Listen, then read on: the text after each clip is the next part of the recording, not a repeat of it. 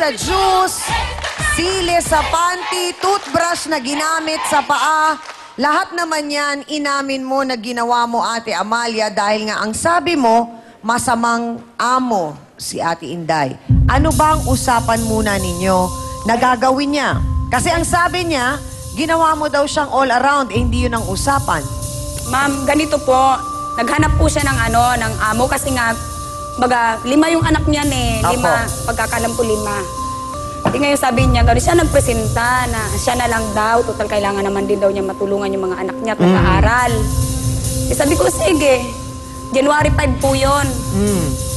Ngayon sabi niya, wag na muna ngayon. Sabi niya, kasi mayroon pa ako importanteng lakad. Sabi ko, kailan mo gusto? Basta punta ka sa bahay kung kailan mo gustong pumasok. Sabi ko gano'n, o sige. Sabi niya, pwede ba sa Agis na lang ako pasok? Siya pa nagsabi noon? Sabi ko, ikaw sige. Sabi niya, pero pabali ako ng 500. Sabi niya po. Agad, bilis. Bumali siya ng 500. Pinagbigyan mo naman? Opo, pinagbigyan ko po. Unang linggo, pangalawang linggo, maganda naman makisama. Ganyan. Siyempre, bandang huli, utusan mo, makikisuyo ka, magsaing. Minsan, hahanapin mo pa kung nasaan. Nandun pala, sa kaibigan niya, nagdadaan. Ano hindi totoo yan? So alam niyo rin yung nangyaring tinatapon niya yung mga ibang t-shirt niyo sa sapa? Opo, kasi po, nung minsan po naghalukay ako ng isusuot, yung gusto ko nga, sabi ko gano'n na, ganong damit ang isusuot ko, wala na akong makita. Ilan po ang damit, lahat-lahat, na tinapon po ninyo? 10. 10. Mga 10. Marami-rami rin po ang 10. Hindi kasi payag yung amoy tapon. Yun pong ginawa niyong paglagay ng sili sa panty ni Ate Inday, ano naman ang paniniwala niyo doon? Nisip ko lang po na baka wala. Dito po yung... Okay, bakit po ninyo kailangan gawin yun? Bakit po kailangan yung gawin Para yun? manghangan siya para habang naglalakad, nagkakamot siya. Yan. Batuhin kita dyan, makita mo. Gaano po katotoo na tuwang-tuwa pa kayo ng maanghangan si Ate Inday doon sa nilagay niyo sa pante? Ay, nung pinuntahan niya ako sa bahay, talagang sinugod niya ako doon, pinagsabihan niya ako doon. Natutulog pa nga ako eh. Biglang pinuntahan niya ako. Bubunga nga na siya doon, ang aga-aga. Eh kung... Alam nga naman po magtawag pa siya ng musikero tapos kantahan kayo. Eh syempre po natural, kahit sino pong tao, magagalit po. So nung nalaman mo ang lahat ng ito, Wala na po siya sa Inday, bahay. wala na siya Wala na doon. po. Bakit mo siya pinaalis? Kasi po, nagpaalam po siya. Hindi po ako kumain kasi wala pa nga po siyang 1 buwan. Nakuha niya na yung balit 2,500 niya nakuha. Balit 3,000 na po yung nakuha niya sa akin. Tapos wala pang 1 buwan, umalis na siya. Hindi Sabi po. niya, nagpapaalam siya, ayaw mo daw siya payagan. Nagpaalam siya, hindi ko siya papayag. Paano ko siya payagan, ma'am? Paano niya may babalik yung ibang pera? Eh, hindi pa siya, wala pa siyang 1 buwan eh. Paano ko siya papayagan? Oo. May in-advance pa. May in-advance Kaya hindi niyo pa. siya pinayagan. Hindi ko po siya pinayagan. Kailan po ninyo siya pinayagan na umalis na? Hindi po, hindi ko po siya pinayagan.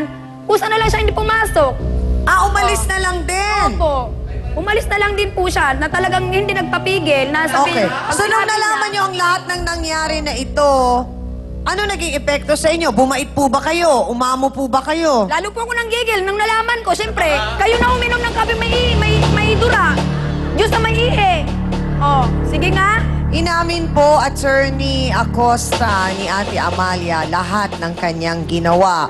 Nagsimula po sa toothbrush na ginamit, na yun ay sa ipin ni Ate Inday, ginamit niya sa kanyang paa. Ang pag-ihi sa juice at ang pagdura sa kape at ang paglagay ng sili sa panty ni Ate Inday. Lahat ng mga pananadya na yon ay base daw kasi sa kagustuhan niyang makahigante sa mga ginawa sa kanya ni Ate Inday na hindi magaganda di umano na pagmamaltrato na. Yung po bang ginawang pag-amin na yon ni Ate Inday, pwede po siyang makasuhan doon? Bagaman sinasabi niyang paghihiganti yun, ngunit maaaring ito ay talagang gusto lang inisin niya itong kanyang amo Na yun nga, yung mga bagay na yun na ginawa niya ay magfo-fall sa other coercions o unjust vexation. Yun pong huli na lamang, attorney, napasahod na daw pala ni Ate Inday ng higit pa sa dapat na sweldo, 2,500, dahil may in-advance pang 500. Pagkatapos hindi pa tapos ang isang buwan, ay umalis na itong si Ate Amalia. Paano po kaya mahahabol naman ni Ate Inday yung kanyang perang ibinigay? Okay, may argumento po kasi si Aling Inday dito na ayaw niyang palisin itong kasambahay dahil nga parang overbali. Aha. Hindi rin po makatarungan yon. Kapag ang isang kasambahay ay nais nang umalis, Pwede na siyang umalis. hindi po natin pwedeng oo. isagkahan ang kanyang pag-alis.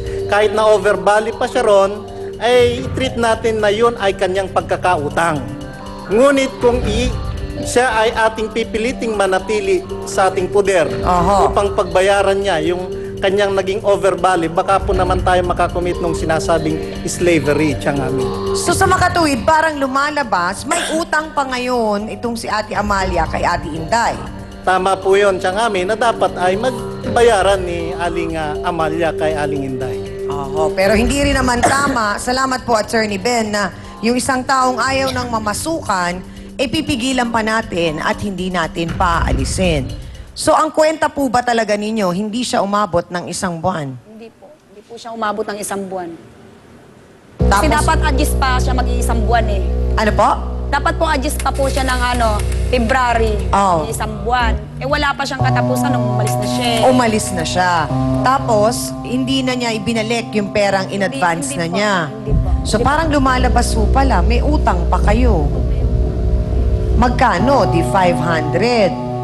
Dahil hindi po natapos ninyo yung isang buwan.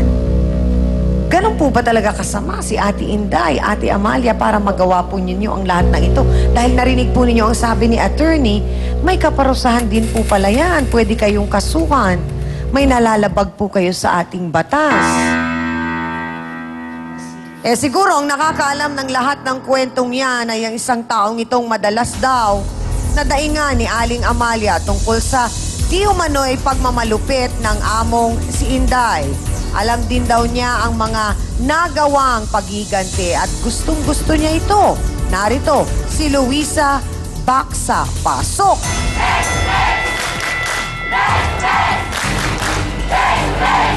Sandali lang! Luisa! Pakiano yung kamay! Bakit nga ba punong-puno ng galit itong si Ate Luisa? Yan po ang aalamin natin. Tutok lang kayo. Dito po sa Face to Face. So, dapat lang sa'yo yung painumin ka ng ating nagura. Hindi po ba kayo naniniwala doon sa kasabihan, Ate Amalia, na kung ayaw kong gawin sa inyo, huwag niyong gawin sa kapwa? Tama po. Hindi po ba? Ano po ang nangyari doon? Sudsulan po kasi siya. Miss Amy Perez would like to thank the following: Dr. Steve Mark Gan of GAOC Dental Clinic, Salon de Manila, Watercolors Makeup, Gloss Nails, Dr. Manny and Pai Kalayan, Jis Cavelli Eyewear, Hans Mortel.